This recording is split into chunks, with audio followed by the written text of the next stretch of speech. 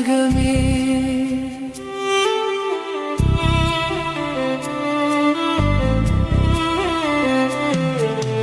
ஒன்றாயிருந்த நிறமின்று பல துண்டுகளாய் தொலைந்தது. 7 நிற வானவில் மேகங்களில் மறைந்தது. அதை யாரும் புரியவில்லை, தங்களைத்தான் குற்றம் சொல்கிறார்கள்.